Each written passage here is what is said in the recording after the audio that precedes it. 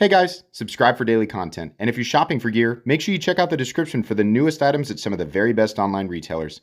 There's also links for some of the items that I personally recommend. Thanks!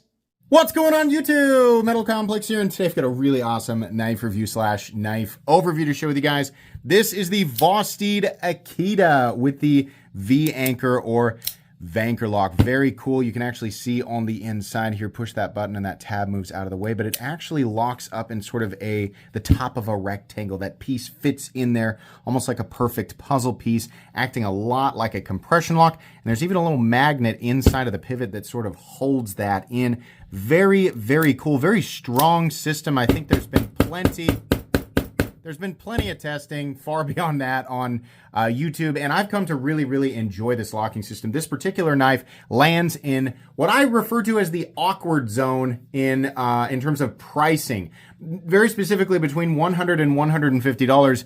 There are some good knives, but they all tend to be kind of yay, and then a lot of people either pay more for a system that they prefer, or a knife that they prefer a lot more, or pay less and get a much more interesting budget knife. So this knife actually lands perfectly in that territory at $139, and it is a truly standout knife. I really enjoyed carrying this and using it. Thanks so much to Vosteed for sending this in. Thanks to my patrons for supporting me. Let's go ahead and get a measurement on this knife. So the overall length of the Akita, it's not a huge knife, and I think they would do well to increase the length or do an XL version of this, is 7 inches, 2.85 inch blade, which is actually cool. It's under 3 inches, so if you have that as like a legal limit in your area, it's definitely something to pay attention to.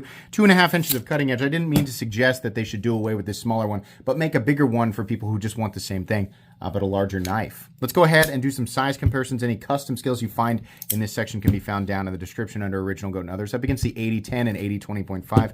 This knife is definitely smaller overall than the 80-20.5, but despite having less cutting edge, if you look at the accessible areas of the handle, like this kind of ends right here, and then there's extra material back here. Same with this one kind of, but the ergonomic zones are very, very similar.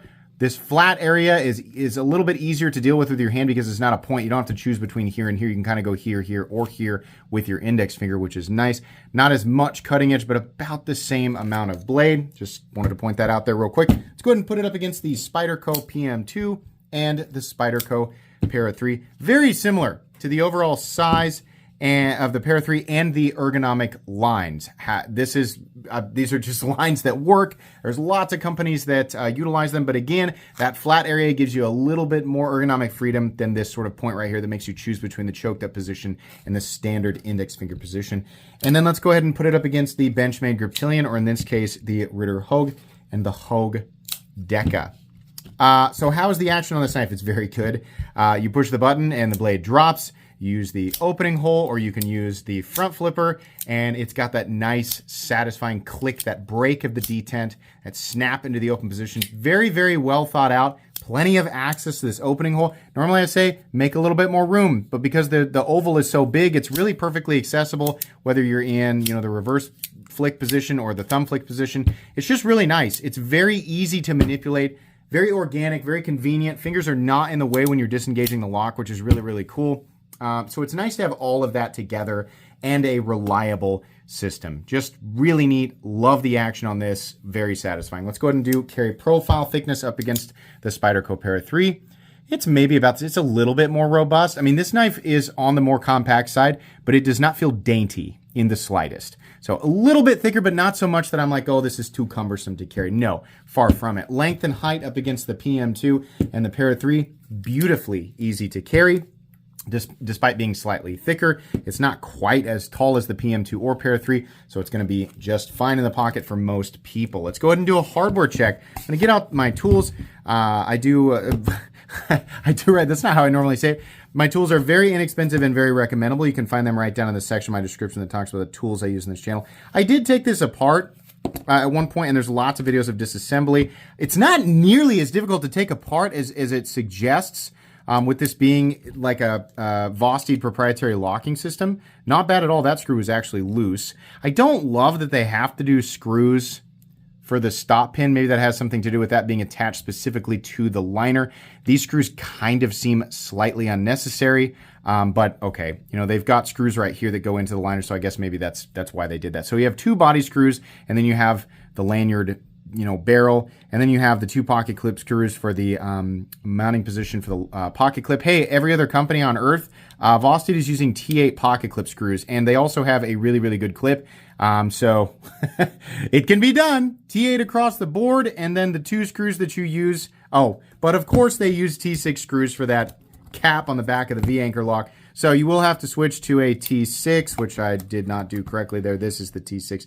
You'll have to switch to a T6 screw if you want to get in to the internals. You have to take this cap off back here. But nowhere near as intimidating as it might seem. Pretty easy to take apart and put back together. As long as you have the right tools for the job, you should be good to go. Let's go ahead and weigh it. What are we looking at for materials? In the unboxing, I called this titanium. It is not. It is aluminum, and quite a bit of it. Pretty thick chunks. We do have full nested steel liners. I would imagine, the bearings want to ride on steel, and they went ahead and just put them all the way down. Probably because they plan to implement different scale materials on this knife. That way they can kind of cut everything the same. That's what I'm guessing. We probably need to reset that there. And we have S35VN for the blade, which is great. 4.1 ounces, a little heavier than you might expect, a knife of this size, but not anything crazy. And the balance is pretty much right there in the index finger position. Pretty good. This doesn't feel heavy. It just feels kind of burly for the size, but not crazy heavy or anything like that. Let's go ahead and measure the blade stock thickness of this knife, and then we can move on into the meat and potatoes. So I'm going to guess that's 120, 115, something like that. Yeah, it's about 116,000, so on the thinner side. Meat and potatoes time, what a good looking knife. If you don't like this Easter green, they have, honestly, a lot of Easter colors. I'm not sure what the deal is there, but that's fine. It's cool. It's a little bit of a different shade than the typical anodizing that we see. And it looks fine to me. Honestly, the whole look is just really good. Have this nice kind of stumpy clip point blade, and then we have this perimeter milled out with a perforated texturing.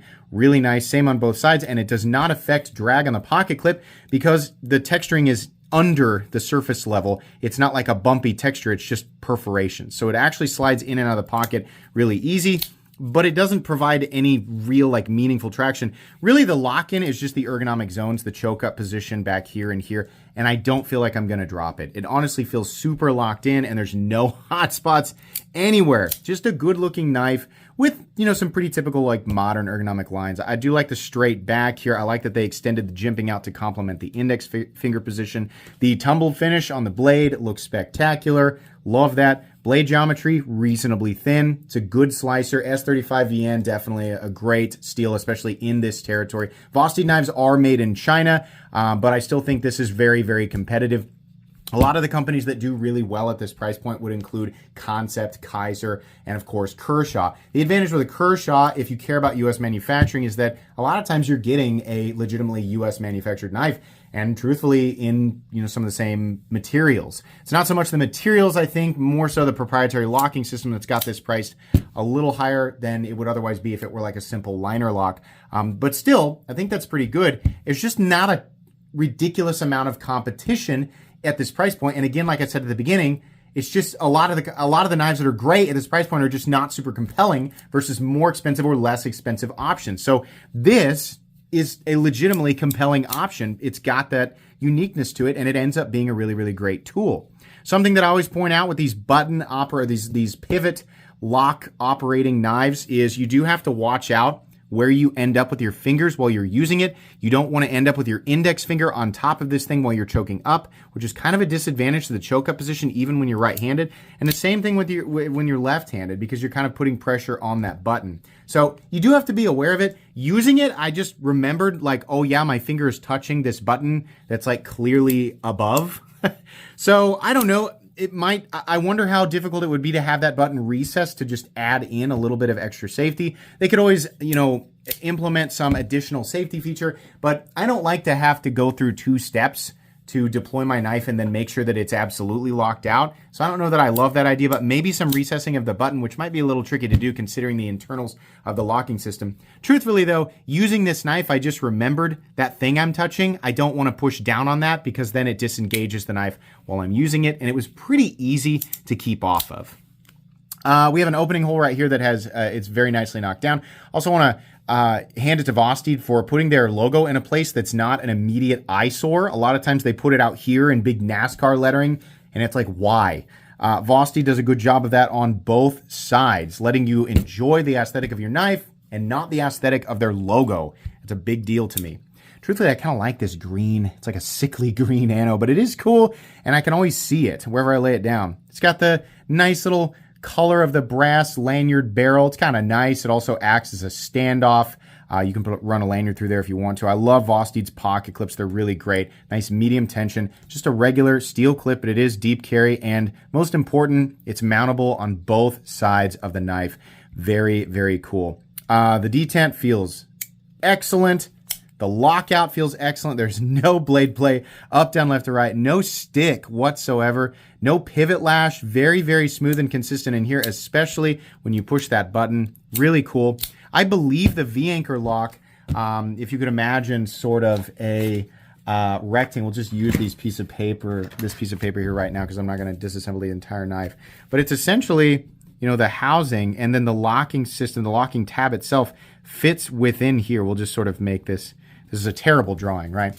But it sort of fits in here with the sides all, you know, contacting arts. It might be slight non-contact on one side, but you have a lot of contact with that tab, and the tab itself is actually a pretty thick piece of material. So this is really, really cool. It's all, I wonder the difference in strength between this and their top liner lock or compression lock, or this versus the Spyderco compression lock. I have to imagine it's pretty similar. But it seems to be an extremely reliable system. If you use your knife like a knife, you shouldn't have to worry about it. But if you are really hard on your knife periodically, as long as you keep your index finger off of that button, it should hold up. I wouldn't try to baton with this. I wouldn't try to like hammer in any nails with the spine because I think that's stupid. But I think, you know, general use and even some harder use with this knife is going to yield some pretty darn good results.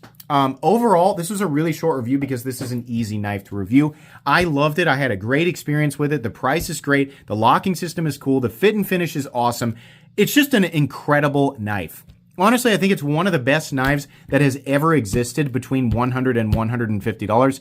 And there are some decent options out there, but you know, it's so weird to get super excited about a knife in this price point. I typically don't do it because there aren't that many super compelling options. This is that option. We finally have, in my opinion, something that really does feel special at this price point. So, you know, the final question here, I didn't show the centering. The thing has stayed centered the entire time I've had it.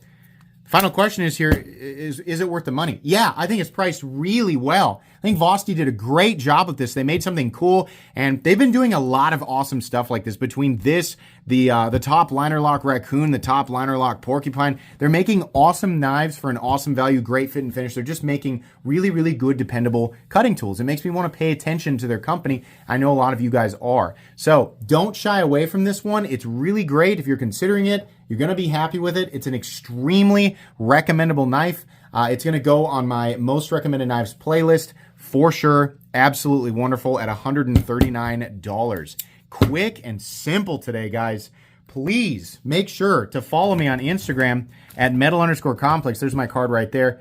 If you enjoyed this video, leave a like. If you'd like to check out my other content, I do, of course, have lots of videos of knives that are either expensive or inexpensive that I do or don't like, so check those out. And if you enjoy all my content, go ahead and click on that Metal Complex logo right there and subscribe because there's definitely more coming. Thanks again for watching, everybody, and have a great day.